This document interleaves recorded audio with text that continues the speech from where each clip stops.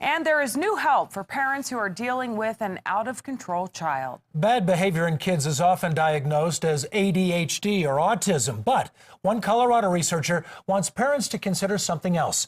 Dr. Dave Knight is in tonight, so what is that something else? It is something called sensory processing disorder, an actual medical disorder.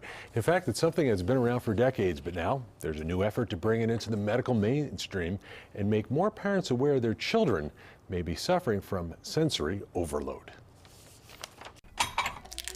It's lunchtime for Jacob Turner, a time his mom used to dread. More often than not, mealtime turned to meltdown time for Jacob. You need a paper towel? He got something on his fingers and he started screaming. Jennifer Turner shot this video to show how out of control Jacob could get over the simplest problems. In some ways I felt helpless as a mom. Like, here's my 3-year-old child. I can't even help my child eat a meal. Go!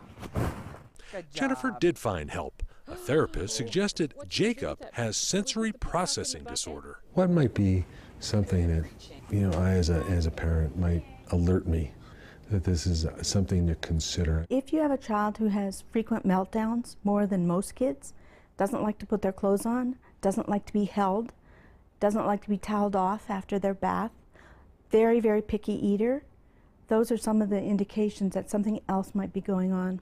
Dr. Lucy Miller finds children like Jacob cannot block out all the sights, sounds, and sensations which bombard all of us throughout the day. These kids get overloaded with too much sensory information and simply cannot process it. It's not ADHD. It's not autism. It has specifically to do with sensory systems. Got the shot first. Miller set up the STAR Center, dedicated to treating and studying sensory processing disorder. It's where Jacob learned to tolerate different sensations on his skin. He has come a long way. Go for it. Occupational therapy also helped Alex Gallagher. His behavior is phenomenal. I mean, it's night and day from the behavior side. An obstacle course keeps Alex focused. He can practice processing each new challenge in order. Twice. Before the STAR Center, this 6-year-old was rambunctious, disruptive, and annoyed other kids by playing too rough. More than enjoying time with your kids, it became a struggle of how do we maintain life and how do we maintain peace rather than chaos. And it was chaos most of the time.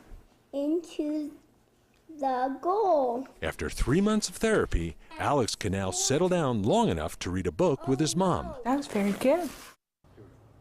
Sensory processing disorder is not commonly recognized by doctors or parents. These are kids that just don't seem to fit in. They just don't seem right. And so a lot of people say, well, it's just the way these kids are, which is why Dr. Miller is really working to bring attention to this disorder so that doctors will make the diagnosis and these kids can get some help. Good for her for opening up that center. I bet there are light bulbs going off in parents' houses tonight. A lot of people realize that this is a problem. Yeah. Dr. Dave, thank you. You bet.